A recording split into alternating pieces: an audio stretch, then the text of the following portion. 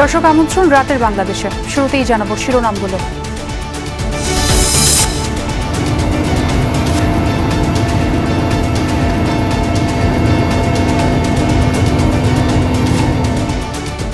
নেপাল তিব্বতে আবারও পাহাড়ি ঢলের সংখ্যা, ক্রমেই স্পষ্ট হচ্ছে দুর্যোগের ক্ষয়ক্ষতির চিত্র। নিহতের সংখ্যা বেড়ে প্রায় 550, নিখোঁজ কয়েকশো জনের সন্ধানে চলছে উদ্ধার অভিযান। অর্থনৈতিক করিডর চালু করতে ঐতিহাসিক সিল্ক রুটকে গুরুত্ব দিচ্ছে চীন। বাণিজ্য সম্পর্ক জোরদারের আশা, চ্যালেঞ্জ থাকলেও প্রস্তাব খতিয়ে দেখছে ঢাকা। মেট্রো রেলের ত্রুটি মেরামতে দরকার শত কোটি টাকা, রিপোর্ট অডিট কমিটি। খরচ দিতে নারাজ পরামর্শক ও ঠিকাদার, জবাবদিহির আওতায় আনার তাগিদ।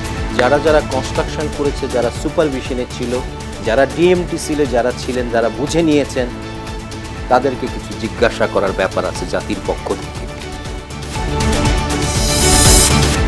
হামে আরও 5 জনের মৃত্যু, বাড়ছে ডেঙ্গুর প্রকোপ। রাজধানীর হাসপাতালগুলোয় ঢাকার বাইরের রোগী বেশি, স্থানীয়ভাবে রোগ শনাক্তে বিলম্বের অভিযোগ। নাকের ভিতরে হয়েছিল, ঠোঁট দিয়ে নিচ দিয়ে লাল হয়েছিল অনেক। চিকিৎসকের বড় জ্বর থামে নাই, তারপরে এখানে ভর্তি করা হয়েছে। সৌদি আরবে অগ্নিকাণ্ডে নিহত 9 বাংলাদেশের দাফন সম্পন্ন। চাঁপাইনবাবগঞ্জে নদীতে গোসল করতে নেমে 5 শিশু মৃত্যুতে শোকের ছায়া।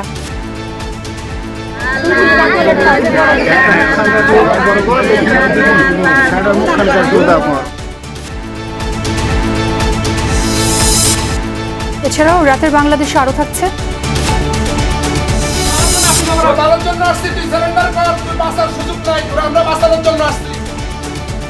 অবশেষে ধরা পড়েছে শার্প শুটার খ্যাত চট্টগ্রামের শীর্ষ সন্ত্রাসী কালা মোবারক।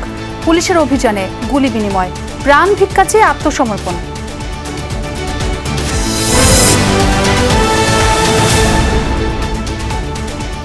এতক্ষণ শিরোনাম দেখছিলেন, আর সঙ্গে আছি আমি ছোঁয়া খন্দকার। নতুন করে পাহাড়ি ঢলের সংখ্যা মাথায় নিয়েই নেপাল ও তিব্বতে চলছে উদ্ধার অভিযান। সকালে একটি বাঁধ ভেঙে যাওয়ায় ছড়িয়ে পড়ে আতঙ্ক। পুরোপুরি বিধ্বস্ত ও দুর্গম হওয়ার কারণে অনেক এলাকায় পৌঁছাতে পারেনি উদ্ধারকারী দল। স্বস্তির বিষয়ে এখন পর্যন্ত 9 শতাধিক মানুষকে জীবিত উদ্ধার করা হয়েছে, যাদের 121 জনই বিদেশি। মরদেহ মিলেছে 579 জনের। দুই দেশে এখনও নিখোঁজ 1,500-এর মতো মানুষ, যাদের অর্ধেকই পর্যটক। হিমবাহ ধসের স্থানটিতে 25 লাখ ঘনমিটার পানি জমে সৃষ্টি হয়েছে নতুন হ্রদ। যে কোনো সময় দেখা দিতে পারে নতুন বিপর্যয়। একে তো আঠালো মাটি, তার উপর ধ্বংসস্তূপ, এর মাঝেই কাঁধে বয়ে জীবিত এই ব্যক্তিকে উদ্ধার করলেন নেপালি সেনা সদস্য। ভয়াবহ ঢলের কারণে হাইড্রো পাওয়ার প্রজেক্টের টানেলে আটকা পড়েন অনেকে। তাদেরই 350 জনকে ঝুঁকি নিয়ে জীবিত উদ্ধার করলেন উদ্ধারকর্মীরা। দুর্গম জনবিচ্ছিন্ন এলাকাগুলোয় হেলিকপ্টার দিয়ে চলছে উদ্ধার তৎপরতা। তবে নেপাল তিব্বতে নিখোঁজ 1,500 মানুষের পরিণতি এখনও অজানা। আজই তিব্বতের একটি বাঁধে ভাঙনের কথা শোনা যায়। নতুনভাবে উঁচু ও নিরাপদ স্থানের খোঁজে ছুটোছুটি শুরু করেন স্থানীয়রা। সরে যাওয়ার নির্দেশ দেওয়া হয় উদ্ধারকর্মীদেরও। নেপালের পাশাপাশি বন্ধ করা হয় তিব্বতের উদ্ধার কার্যক্রম। উজানে পানির উচ্চতা বেড়ে যাওয়ায় জরুরি সরঞ্জাম সহ নিরাপদ স্থানে সরে যাওয়ার নির্দেশ দেন ঊর্ধ্বতন কর্মকর্তারা। বলা হয়, পরবর্তী নির্দেশ না দেওয়া পর্যন্ত অপেক্ষা করতে, নিজেদের সুরক্ষাকে সর্বোচ্চ গুরুত্ব দিতে বলা হয়। আমাদের ঘর কাদার নিচে চাপা পড়ে গেছে। নিরাপদ আশ্রয়ে সরে যেতে নানা সমস্যার সম্মুখীন হতে হচ্ছে। ভাবুন তো, এমন পরিস্থিতি বয়স্ক ও অসুস্থ মানুষদের জন্য কতটা কঠিন। পরিস্থিতি স্বাভাবিক হলে আবার শুরু হয় উদ্ধার কাজ। কাদামাটির মধ্যে দাঁড়িয়ে থাকাই কষ্টকর, সেখানে হতভাগ্যদের খোঁজে প্রাণপণ চেষ্টা চালাচ্ছেন উদ্ধারকর্মীরা। গত 48 ঘন্টা দিনরাত কাজ করে যাচ্ছেন সেনা ও পুলিশের 13,000-এর বেশি সদস্য। চলমান সংকটের মধ্যেই নতুন শঙ্কা, সম্ভাব্য পাহাড়ি ঢল।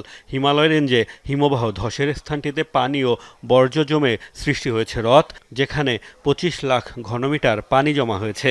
চীনের সতর্কতা, প্লাবনের উচ্চ ঝুঁকিতে রয়েছে হ্রদটি। রেডক্রস জানিয়েছে, বন্যায় ক্ষতিগ্রস্ত লাখের কাছাকাছি মানুষ। এই পরিস্থিতিতে নেপালকে সব ধরনের সহায়তার ঘোষণা দিয়েছে যুক্তরাষ্ট্র, অস্ট্রেলিয়া সহ বিভিন্ন দেশ। এরই মধ্যে উদ্ধারকারী দল পাঠিয়েছে দক্ষিণ কোরিয়া। মোস্তফা মাহমুদ, যমুনা নিউজ।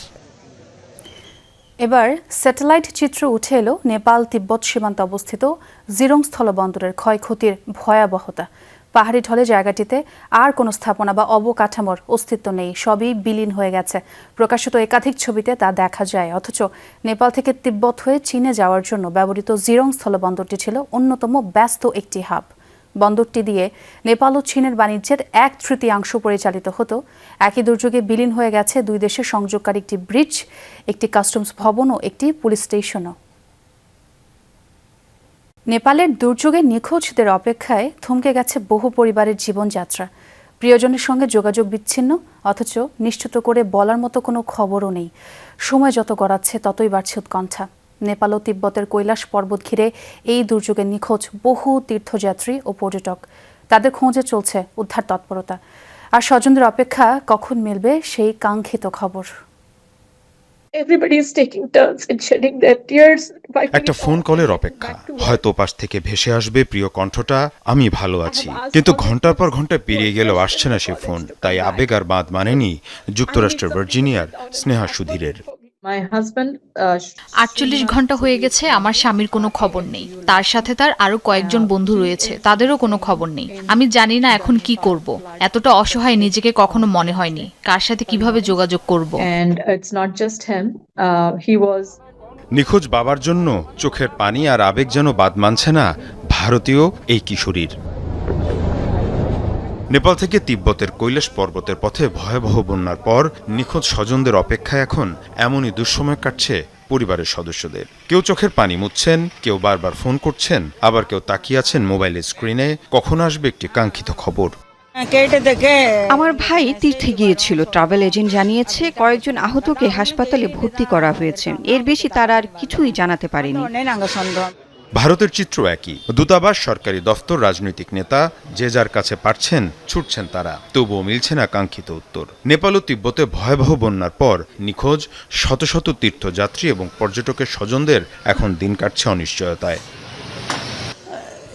দক্ষিণ ভারতের কুম্বাকোনামে ট্রাভেল এজেন্সি সুপার যাত্রার মাধ্যমে কৈলাসে গিয়েছিলেন প্রায় 60 জন। বন্যার পর তাদের মধ্যে প্রায় 36 জনের কোনো খোঁজ নেই বলে জানানো হয়েছে। কেউ বলছেন ট্রাভেল এজেন্সি জানিয়েছে কয়েকজন হাসপাতালে ভর্তি হয়েছেন, কিন্তু কারা হাসপাতালে কারা নিরাপদে সেই তথ্য এখনো পুরোপুরি স্পষ্ট নয়। ট্রাভেল এজেন্ট বলছে খবর পেলে জানাবে, কিন্তু এখনো কোনো খবর আসেনি আমাদের জন্য। নিখোঁজদের তালিকায় ভারতীয়দের পাশাপাশি আছেন যুক্তরাষ্ট্র, অস্ট্রেলিয়া, ব্রিটেন, কানাডা, মালয়েশিয়া, দক্ষিণ কোরিয়া এবং জাপানের নাগরিকও। মীর মুশফিকা হাসান, যমুনা নিউজ। অমানবিকতার চূড়ান্ত রূপ দেখছে নেপাল। দুর্যোগ তাণ্ডবে যখন বিপর্যস্ত পুরো দেশ, তখন হরিলুটে ব্যস্ত সুযোগ সন্ধানীরা। ঢলে ভেসে আসা মরদেহ থেকে কেউ চুরি করছে অলংকার, আবার কেউ জঞ্জাল থেকে সংগ্রহ করছে গ্যাস সিলিন্ডার সহ নানা তৈজসপত্র। বিশৃঙ্খলার দায়ে বেশ কয়েকজনকে আটকও করেছে নেপাল পুলিশ। কথায় আছে কারো পৌষ মাস তো কারো সর্বনাশ। সেই দৃশ্যই দেখা গেল নেপাল তিব্বতের চলমান দুর্যোগে।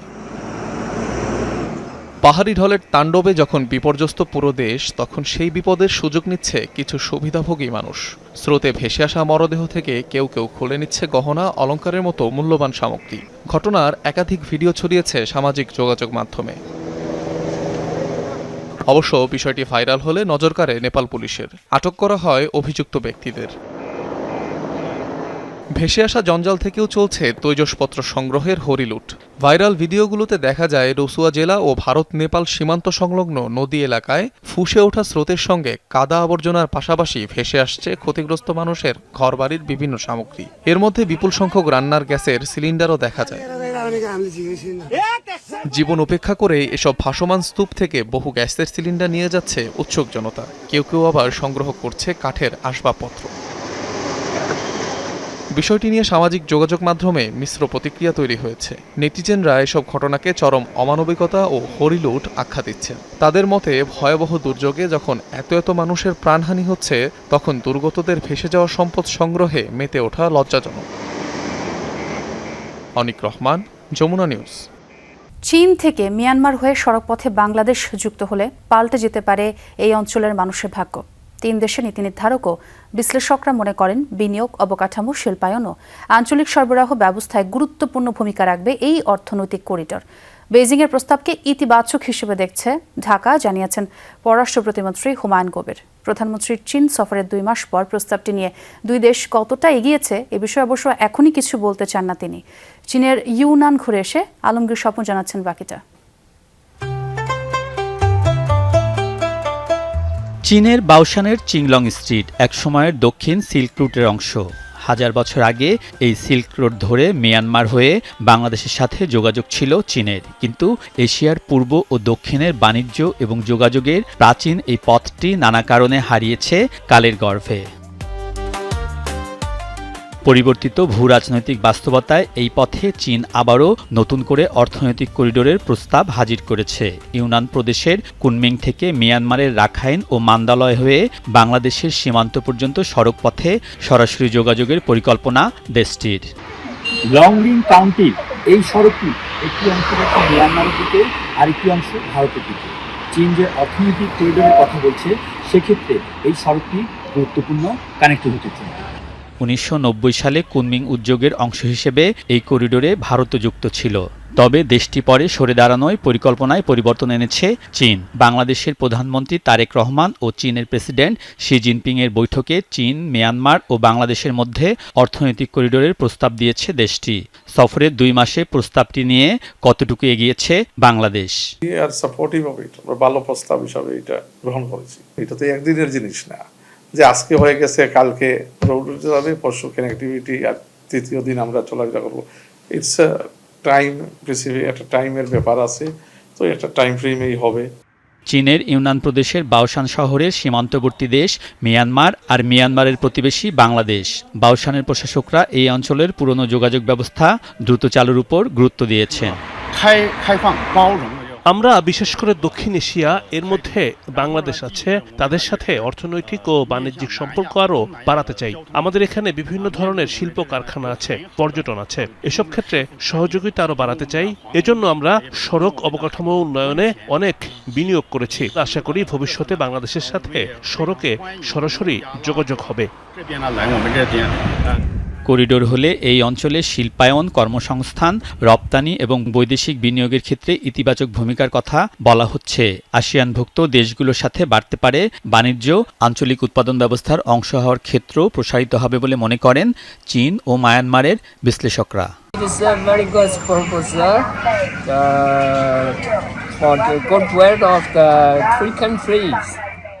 এটা খুবই ভালো প্রস্তাব 3 দেশের জন্য।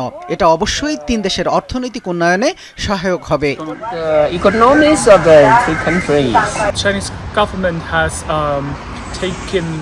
চীনা সরকার তার প্রতিবেশীদের সাথে যোগাযোগে অর্থনৈতিক করিডোরের যে উদ্যোগ নিয়েছে, এটা 3 দেশের অর্থনীতিতে গুরুত্বপূর্ণ ভূমিকা রাখবে, সাংস্কৃতিক আদান প্রদানে সহায়তা করবে। এতে প্রতিবেশী এসব দেশ নানাভাবে লাভবান হবে।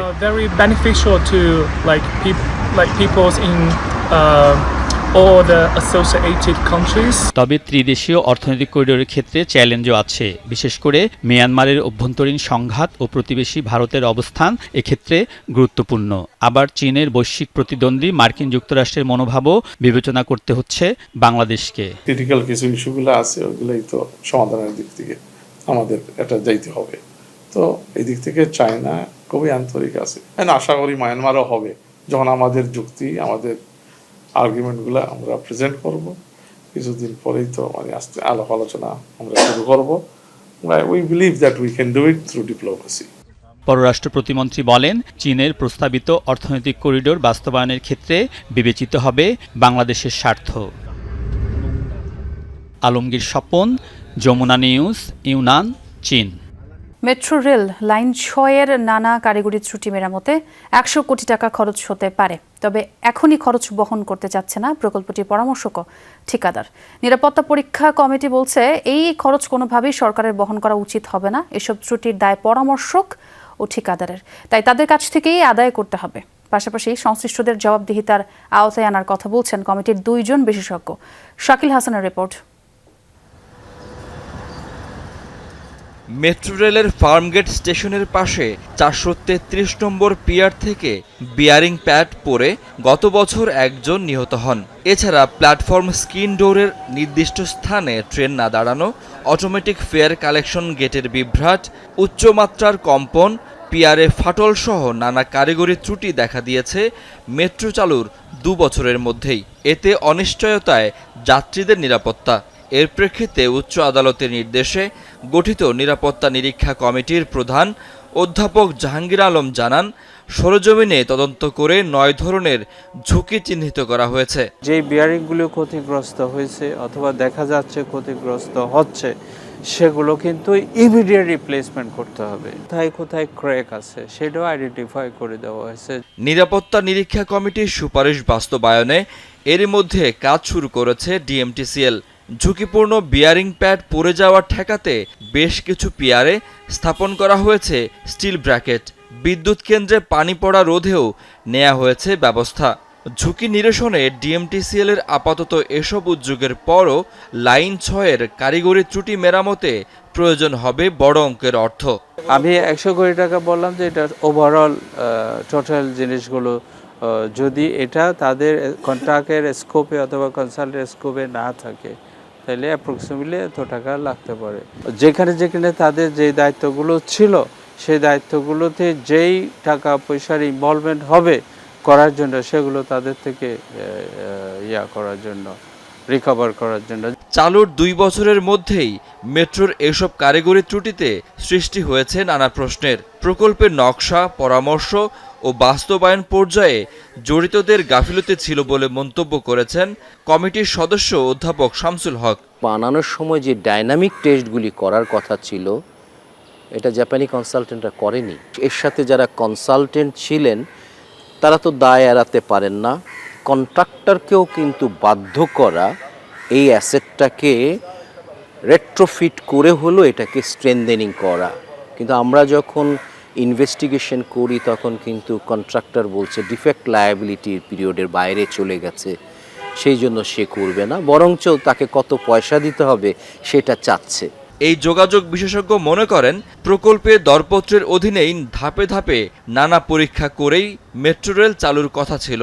সেসব ঠিকভাবে না করায় কারিগরি ত্রুটি দেখা দিয়েছে। তাই মেরামতের খরচও পরামর্শক ঠিকাদারের কাছ থেকেই আদায় করা উচিত। খরচটা করতেই হবে, কিন্তু খরচের দায় সরকার নেওয়া উচিত না, কারণ সরকার কম দেয়নি। যারা যারা কনস্ট্রাকশন করেছে, যারা সুপারভিশনে ছিল, যারা ডিএমটিসিলে যারা ছিলেন, যারা বুঝে নিয়েছেন, তাদেরকে কিছু জিজ্ঞাসা করার ব্যাপার আছে জাতির পক্ষ থেকে। কেন এরকম হলো, সেই কেনর উত্তরটা না পেয়ে যদি আমি সামনের দিকে ওয়ে ফরওয়ার্ড হই, এটা একটা বোকামি হবে। কারণ আমাদের সামনের বিনিয়োগগুলি এর থেকেও কিন্তু বড় বিনিয়োগ। কারিগরি নানা ত্রুটির কারণে 10টি স্থানে গতি কমিয়ে চালানো হচ্ছে মেট্রো রেল। এতে কমেছে যাত্রী পরিবহন আর রাজস্ব আয়। ঘন্টায় 100 কিলোমিটার বেগে চলার কথা ছিল এই মেট্রোর, কিন্তু দুর্ঘটনা আর কারিগরি ত্রুটির কারণে সেই গতিবেগ এখন নেমে এসেছে ঘন্টায় 60 থেকে 70 কিলোমিটারে। নিরাপত্তা নিরীক্ষা কমিটির রিপোর্ট বলছে, এই সব কারিগরি ত্রুটি দ্রুত সারিয়ে তোলা না হলে মেট্রোর আয়ুষ্কাল কমে আসার শঙ্কা রয়েছে। শাকিল হাসান, যমুনা নিউজ, ঢাকা। হামের প্রাদুর্ভাব না কমতেই সারা দেশে বাড়ছে ডেঙ্গুর প্রকোপ। রাজধানীর হাসপাতালগুলোয় ঢাকার বাইরের রোগীই বেশি। অভিভাবকদের দাবি, জেলা উপজেলা পর্যায়ে হাম ও ডেঙ্গু শনাক্তে বিলম্ব হচ্ছে, এতে বাড়ছে শিশু সন্তানের মৃত্যু ঝুঁকি। উভয় রোগের ক্ষেত্রেই একই উপসর্গ, জ্বর। তবে ডেঙ্গু আক্রান্তদের আরও দুর্বল করে দিচ্ছে খাবারে অরুচি। এদিকে গত 24 ঘন্টায় হাম উপসর্গে 5 জনের মৃত্যু হয়েছে, আক্রান্ত হয়েছে আরও 1170 জন।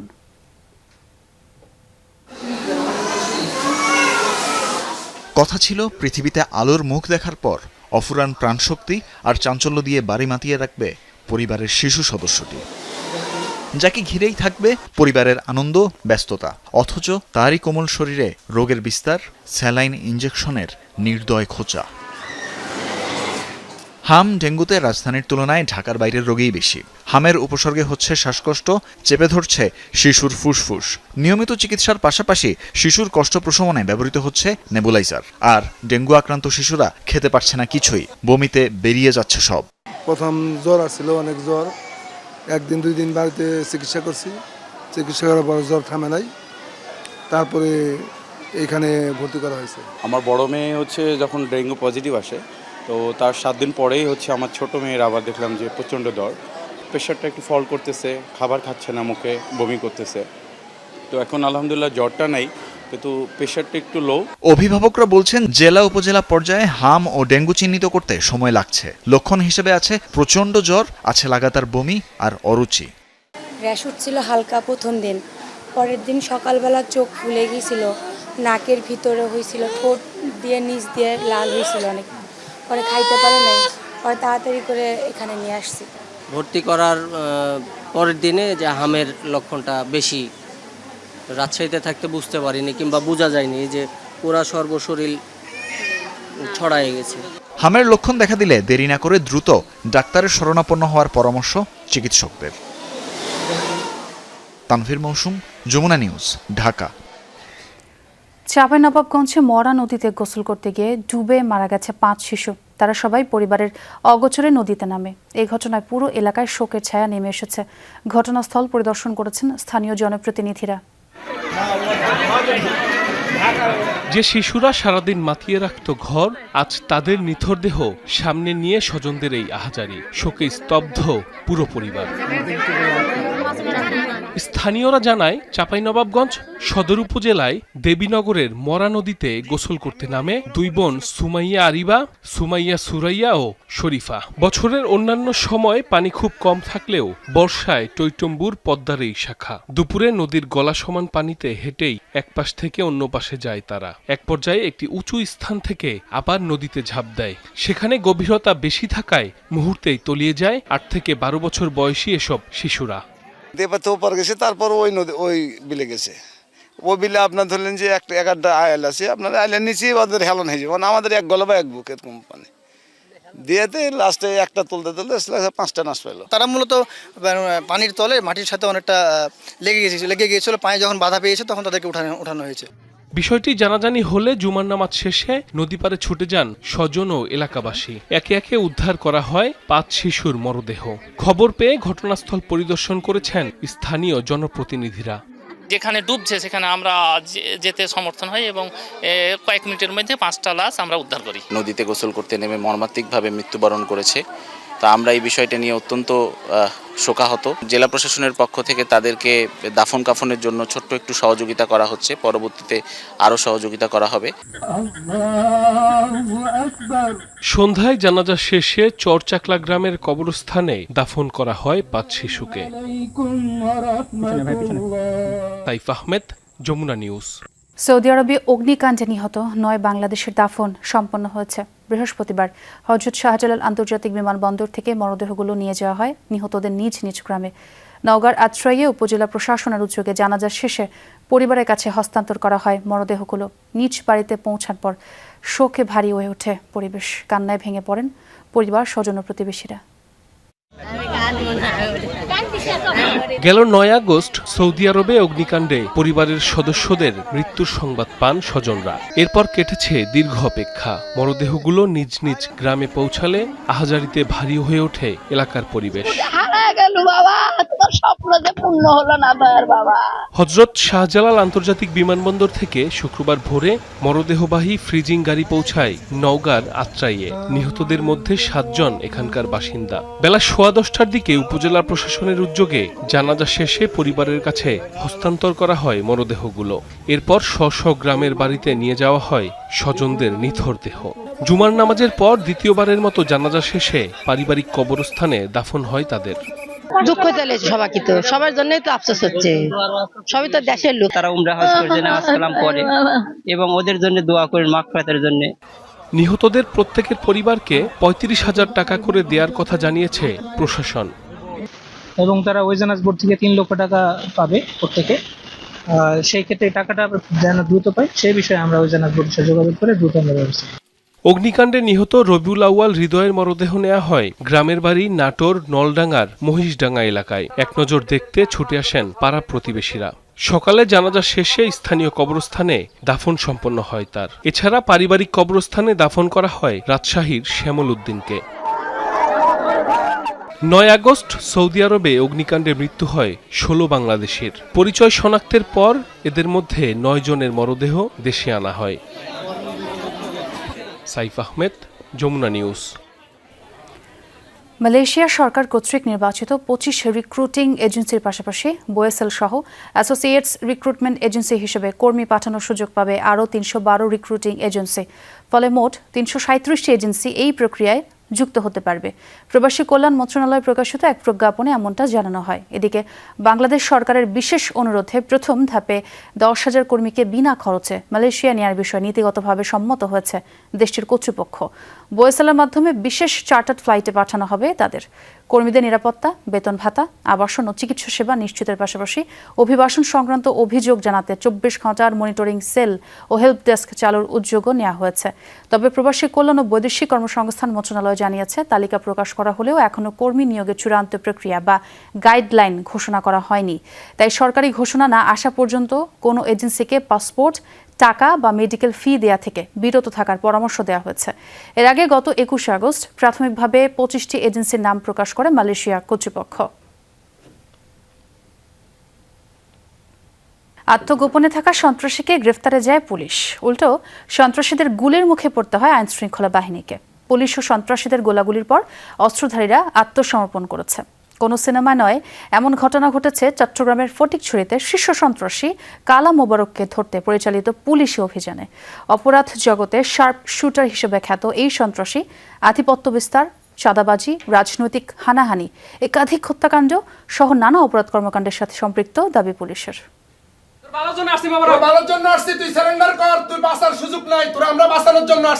ফটিকছড়ি পাল্লানপাড়া এলাকায় একটি ঘরে ফলস ছাদে লুকিয়েছিল শীর্ষ সন্ত্রাসী মোবারক। পুলিশের দাবি, অভিযানে গেলে পুলিশকে লক্ষ্য করে গুলি ছোড়ে, পুলিশও পাল্টা গুলি ছোড়ে।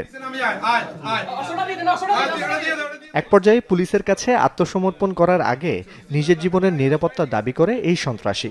পরে তার স্বীকারোক্তি অনুযায়ী অন্য ঘরে তল্লাশি চালিয়ে 2টি পিস্তল, একটি রিভলভার ও একটি পাইপ গান এবং 23 রাউন্ড গুলি উদ্ধার করে পুলিশ। ধরা পড়ে মোবারকের 3 সহযোগী। উদ্ধার হওয়া একটি বিদেশি পিস্তল সিএমপির কোতোয়ালি থানা থেকে লুট করা অস্ত্র বলে জানায় পুলিশ। অপর পিস্তলটি গত 23 জুন চট্টগ্রামের রাউজানের পাহাড়তলী এলাকায় রাঙ্গুনিয়া উপজেলা যুবদল নেতা মাসুদুল হক মাসুদ হত্যাকাণ্ডে ব্যবহৃত। ওখানে কিন্তু 4 জনের মধ্যে 4 জনের কাছে অস্ত্র এবং একবারে ওই লোডেড।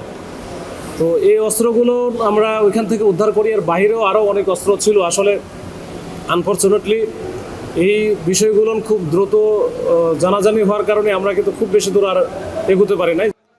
নাম মোবারক হোসেন হলেও অপরাধ জগতে তার পরিচিতি কালা মোবারক বা গলাকাটা মোবারক হিসেবে। পুলিশ জানায়, শীর্ষ সন্ত্রাসী বড় সাজ্জাদ বাহিনীর অন্যতম সহযোগী ছোট সাজ্জাদ, ডেভিড ইমন ও রায়হানের অত্যন্ত ঘনিষ্ঠ সহযোগী এবং তাদের প্রধান শুটার হিসেবে কাজ করত সে। সন্ত্রাসী, চাঁদাবাজি, হত্যাকাণ্ড সহ যে কোনো ধরনের অপরাধ নির্দ্বিধায় করত মোবারক। এরা খুবই দুর্ধর্ষ প্রকৃতির, বিচার বুদ্ধি বা ওই যে মানবিকতা যেটা আছে এটা কোনো কিছু কাজ করে না।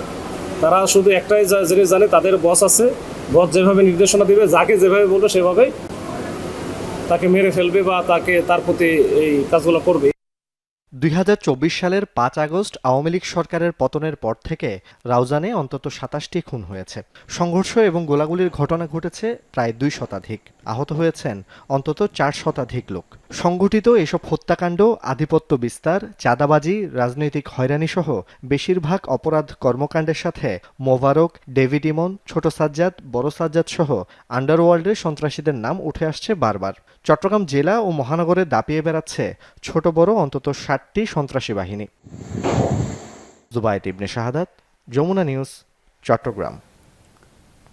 মোহাম্মদপুরে সৌদি প্রবাসী হৃদয় লস্করকে কুপিয়ে জখমের ঘটনায় বিল্লাল নামে আরও এক যুবককে গ্রেফতার করেছে পুলিশ। পুলিশের খাতায় সে কালা বিল্লাল নামে পরিচিত। হামলার ঘটনায় শান্ত নামে আরও একজন গ্রেপ্তার আছে। পুলিশ বলছে, হৃদয় লস্করকে মুন্নার নেতৃত্বে 5 জন এলোপাতাড়ি কুপিয়েছে। আসামিরা স্থানীয় কিশোর গ্যাংসহ মাদক ব্যবসার সাথে জড়িত। তবে আসামিরা গ্রেপ্তার হলেও জামিনে বের হয়ে আবারও অপরাধে জড়িয়ে পড়ছে। গ্রেপ্তার আসামিরা এর আগেও বেশ কয়েকটি মামলায় গ্রেপ্তার হয়েছিল। গত 23 আগস্ট সন্ধ্যে 7টা মোহাম্মদপুরের মোহাম্মদিয়া হাউজিং এর ৬ নম্বর রোডে সৌদি প্রবাসী হৃদয় লস্করকে চাপাতি দিয়ে এলোপাতারি কোপাতে থাকে একদল দুর্বৃত্ত। যে জান চাই কিন্তু আমরা মোবাইল এডি না, তোর জান নিতেইছি। আমার সন্তান আবার ভালো হইলে আবার ঘুমাইবো, ওরা বলতাছে। পরিবারের দাবি, পূর্বশত্রুতার জেরেই হৃদয়ের উপর এমন হামলা। পুলিশও তদন্ত করে জানতে পারে হামলাকারীরা হৃদয়ের পূর্ব পরিচিত। স্থানীয় সন্ত্রাসী মুন্নার নেতৃত্বে কিশোর গ্যাংয়ের ৫ জন সদস্য হৃদয়কে এলোপাতারি কোপায়। শান্ত নামে একজনকে গ্রেফতারের পর এবার কালা বিল্লাল নামে আরও একজনকে গ্রেফতারের তথ্য দেয় পুলিশ। আন্ডার আসেল হচ্ছে তার শ্বশুর বাড়িতে, কালা বিল্লালের শ্বশুর বাড়িতে থাকতো, ভাড়া থাকতো, এবং সেখান থেকে তাদের সম্পর্ক পরিচয়, এরপরে একসাথে মাদক সেবন সহ শুরু করে যত প্রকার অপরাধ কর্ম আছে সেটা তারা সংগঠিত করত। এখন পর্যন্ত আমরা 2 জন আসামিকে গ্রেপ্তার করেছি। আজকে আমরা কালা বিল্লালকে ধরলাম, আর ক্যাপ্টেন মুন্না সহ অন্যান্য আসামি এখন লাপাত্তা অবস্থায় আছে, তাদের ধরার জন্য আমাদের অভিযান চলমান আছে। এদিকে মোহাম্মদপুরের রায়ের বাজার এলাকা থেকে হেরোইন সহ আশিক নামে এক যুবককে গ্রেফতার করেছে মোহাম্মদপুর থানা পুলিশ। 8 মামলার এই আসামি হেরোইন আশিক নামে পুলিশের কাছে পরিচিত। আমি আগে যুক্ত ছিলাম স্যার, আমি এই 27 মাস জেল খাটছি স্যার, অনেক কষ্ট করেছি স্যার জেলে। 27 মাস পর আমি জেল থেকে বাইরানোর পর থেকে স্যার আমি এই হেরোইনের সাথে একদমই যুক্ত না স্যার। তবে পুলিশের এই কর্মকর্তা জানালেন, আসামি গ্রেফতার হলেও কিছুদিন জেলে থাকার পর জামিনে বেরিয়ে আবারও অপরাধে জড়িয়ে পড়ছে। হেরোইন আশিক এর আগেও বেশ কয়েকবার গ্রেফতার হয়েছিল। এরা ধরার আগেই মনে হয় ওই যে প্রিপেড সিস্টেমে এদের মনে লোকজন রেডি করা থাকে না, এরকম যে অগ্রিম আগেই লোকজন মনে রেডি করা থাকে। এরা কেমনে জামিন পেয়ে যায়। আপনি জানেন সেদিন পিচ্ছি রাজাকে ধরা হলো, এর মধ্যে মনে 15-20টা মামলার জামিন করে ফেলছে। তারপরে এর আগে ধরা হয়েছে কি বলে ওই বুনিয়া সোহেল, প্রায় 40-45টা মামলা, অনেকগুলো মামলায় তো জামিন ছিল না, এর মধ্যে সবগুলো মামলায় সে জামিন করে ফেলছে। এটা তারা পারে, তাদের পথঘাট সব চেনা আছে, আইনের ফাঁকফোকর তারা জানে। মোহাম্মদপুর আদাবরের আইন শৃঙ্খলা পরিস্থিতি নিয়ন্ত্রণে রাখতে পুলিশ সর্বোচ্চ চেষ্টা করছে বলেও জানালেন এই কর্মকর্তা। এই যে আমার পুলিশে ধরছে, আমি বেরোয় আসতে আমার এত টাকা খরচ হয়েছে, এই টাকা তোরা দিবি। রাব্বি সিদ্দিকী, যমুনা নিউজ, ঢাকা। রংপুরে চাঞ্চল্যকর 4 খুনের ঘটনায় তদন্ত চলমান রয়েছে। ধারাবাহিকভাবে অনেক প্রশ্ন আসবে, সেসব পেশাদারিত্বের সাথে সমাধান করে চার্জশিট দেওয়া হবে। দুপুরে নগরের মাছুয়াপাড়ার গণপতি চক্রবর্তীর বাসা ও আশপাশের এলাকা পরিদর্শন শেষে এমনটাই জানিয়েছেন রংপুরের নবনিযুক্ত পুলিশ কমিশনার মাহবুবুর রশিদ। রংপুর জিলা স্কুলের অবসরপ্রাপ্ত শিক্ষক গণপতি চক্রবর্তী, তার স্ত্রী ও 2 সন্তান হত্যার ঘটনা এখন টক অব দ্য টাউন। হত্যাকাণ্ড ঘিরে জন্ম হয়েছে নানা প্রশ্নের। সেসব প্রশ্নের উত্তর খুঁজতে চলছে পুলিশের তদন্ত।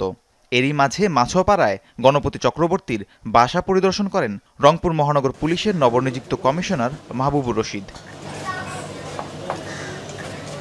গণপতির বাসার ছাদ এবং 2য় তলার প্রতিটি কক্ষ পরিদর্শন করেন কমিশনার। পরে সাংবাদিকদের বলেন, চাঞ্চল্যকর এই 4 খুনের ঘটনায় তদন্ত চলছে। বর্তমানে এক এক করে অনেক প্রশ্ন সামনে আসবে এবং সেসব পেশাদারিত্বের সাথেই সমাধান করবে আইন শৃঙ্খলা বাহিনী। তদন্ত তো আসলে একটা চলমান প্রক্রিয়া, এটা তদন্তের ধারাবাহিকতা, অনেক প্রশ্ন আসবে, সেই প্রশ্নগুলোর পেশাদারিত্বের সাথে আসলে জবাব খোঁজাটাই আমাদের দায়িত্ব। আমরা সেই কাজগুলো করছি। কমিশনার আরও বলেন, 4 খুনের ঘটনায় সবকিছু সাক্ষ্য প্রমাণ সংগ্রহ করে মামলাটিকে সঠিক পর্যায়ে নিয়ে আদালতে চার্জশিট দিতে বদ্ধপরিকর আইন শৃঙ্খলা বাহিনী। তবে ঘটনাস্থল থেকে জব্দকৃত আলামত খোলা জায়গায় রাখার ব্যাপারে সুস্পষ্ট কোনো তথ্য দিতে পারেননি তিনি। এই মামলা একটা চাঞ্চল্যকর ঘটনা। এই মামলা নিয়ে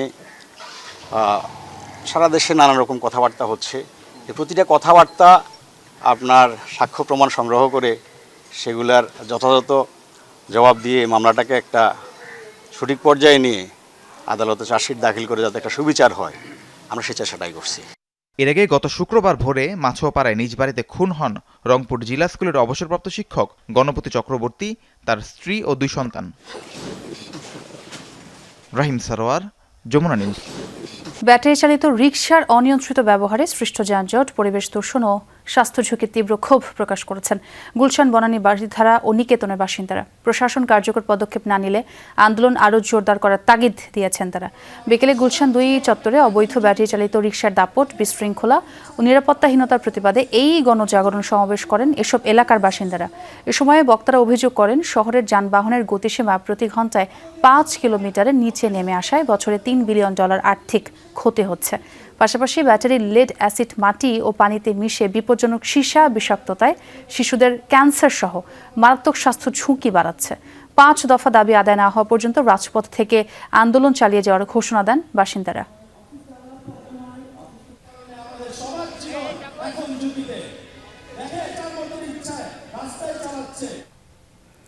বয়সের হিসেবে 416 বছর পার করল ঢাকা। প্রাচীন এই জনপদের ঐতিহাসিক স্থাপনা ও সংস্কৃতির উদযাপনে দুপুরে ঢাকা দক্ষিণ সিটি কর্পোরেশনের আয়োজনে হয়ে গেল বর্ণাঢ্য শোভাযাত্রা। শোভাযাত্রা শেষে ঢাকার সৌন্দর্য বর্ধনের পাশাপাশি নগরীর প্রাচীন নিদর্শনগুলোকে তুলে ধরার পরিকল্পনার কথা জানান ঢাকা দক্ষিণের প্রশাসক।